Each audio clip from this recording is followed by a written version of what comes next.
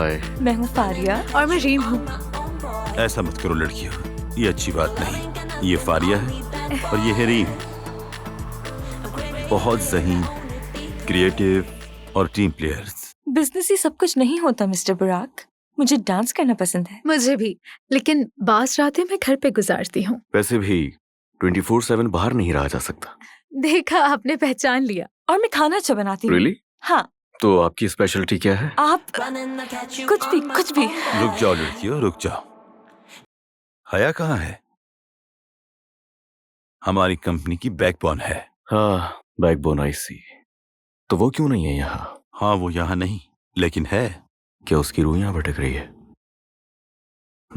मायूसी हुई, बल्कि कुछ ज्यादा ही। लेकिन मैं मिस हया से मिलना चाहूंगा। Love ain't got nothing on me, bad boy.